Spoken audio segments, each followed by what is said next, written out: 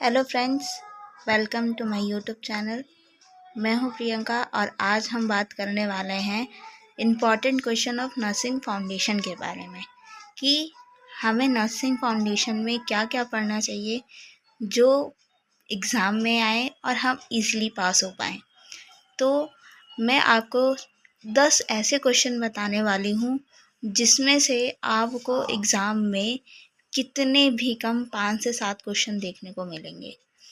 तो सारे क्वेश्चन मैं आपको इम्पॉर्टेंट ही बताने वाली हूँ। ये सारे क्वेश्चंस आपको एग्ज़ाम में पढ़ के जाने हैं और BSc nursing first year student के लिए ये वीडियो बहुत ही यूज़फुल है। तो इस वीडियो को शेयर ज़रूर करें और इस वीडियो को पूरा ज़रूर देखें, क्योंकि लास्ट में 2 क्वेश्चन मैं ऐसे बताने वाली हूँ जो हर साल रिपीट होते हैं नर्सिंग फाउंडेशन में और ये बहुत ज़्यादा इम्पॉर्टेंट है। और नर्सिंग फाउंडेशन का पेपर थोड़ा टफ भी आता है, ये आप लोगों ने सुना ही होगा। तो आप लोगों को नर्सिंग फाउंडेशन में प्रॉब्लम्स भी होती होंगी थोड़ी, और नर्सिंग फाउंडेशन में डर भी लगता होगा कि इतना लेंदी है, इतना लेंदी पेपर आता है, बहुत सारा लिखना होता है, तो हम कैसे इसे प्रिपेयर करें। तो सारी चीज़ें मैं आपको बताऊंगी। और अगर आपको कोई से भी नोट्स चाहिए हों या फिर और कोई टॉपिक के बारे में जानकारी चाहिए हो, तो आप मेरे यूट्यूब चैनल को सब्सक्राइब कर लें ताकि ये वीडियो कहीं गुम ना हो। और मुझे कमेंट करके ज़रूर बताएं कि आप लोगों को किस टॉपिक पे वीडियो चाहिए। तो वीडियो को बहुत ज़्यादा लंबा नहीं करते हैं, वीडियो को करते हैं स्टार्ट। तो सबसे पहले हम एक क्वेश्चन के बारे में बात करते हैं, स्टेप्स ऑफ नर्सिंग प्रोसेस।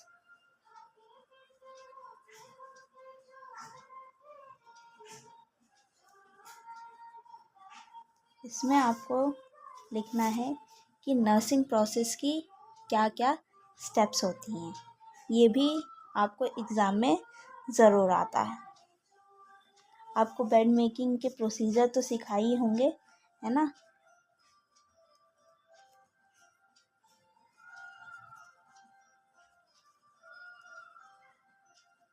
ये भी क्वेश्चन आपको एग्ज़ाम में पूछा जाता है, principle of bed making.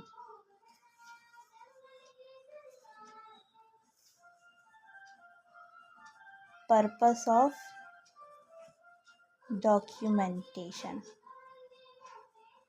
Hospital में जितने भी डॉक्यूमेंटेशन होते हैं, है ना, उसके पर्पस आपको इसमें लिखने हैं, है ना। ये क्वेश्चन भी बहुत ज़्यादा पूछा जाता है।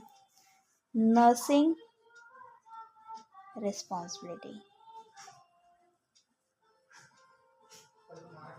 ये 100% एग्ज़ाम में आता है ना।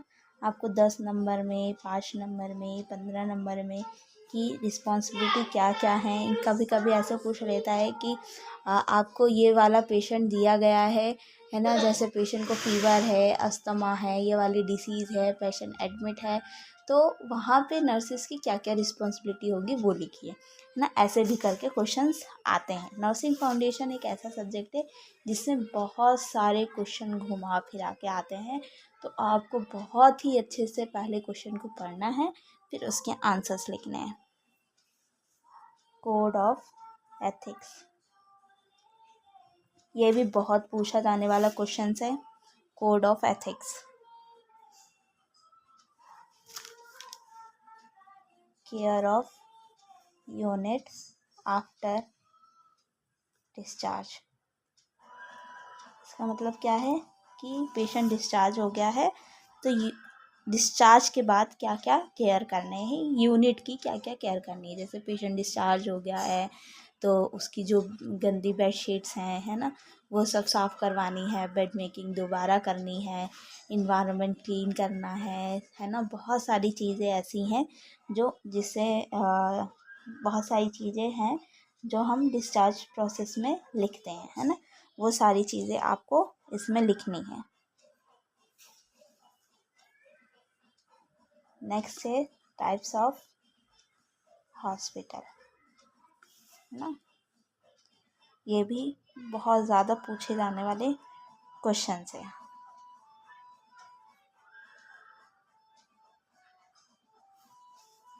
8th क्वेश्चन है कम्युनिकेशन। है ना। ये आपको नर्सिंग फाउंडेशन में कम्युनिकेशन नहीं पढ़ाया जाएगा, ये आपको कम्युनिकेशन कंप्यूटर में पढ़ाया जाएगा, है ना। कम्युनिकेशन में क्या क्या पूछेंगे, कम्युनिकेशन के बैरियर, मेथड और प्रोसेस। कम्युनिकेशन में आपको इतनी चीज़ें ये पढ़नी है ना। ये ज़्यादातर 15 या 5 नंबर में क्वेश्चन ये पूछा जाता है कम्युनिकेशन, और ये इम्पॉर्टेंट क्वेश्चन भी है ना। तो अब आती है बात हमारे बोनस टॉपिक पे, है ना। मैंने बोला था कि आप लोग लास्ट तक वीडियो देखना। आपको 2 टॉपिक मैं ऐसे बताऊंगी जो नर्सिंग फाउंडेशन के पेपर में आता ही आता है। पहला है मतलब 2 ऐसे, और इधर से देखा जाए तो ये 9th क्वेश्चन है ना, फीवर। ये बहुत ही ज़्यादा इम्पोर्टेंट टॉपिक है ना। इसमें क्या क्या पूछ लेते हैं, इसके टाइप्स बताओ, है ना। हाउ विल मैनेज ना, डिफाइन करो फीवर, है ना। बहुत सारी चीज़ें है ना। और इसका नर्सिंग प्रोसेस लिखो,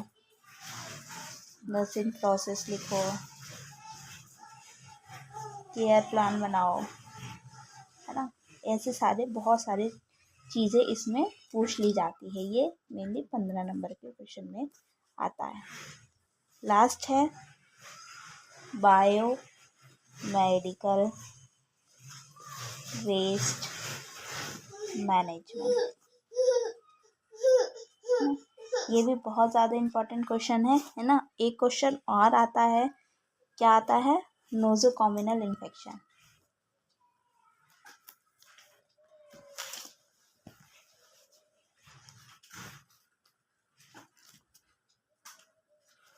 नोज़ोकॉमिनल इन्फेक्शन ये भी बहुत ज़्यादा। Nosocomial infection means hospital acquired infection.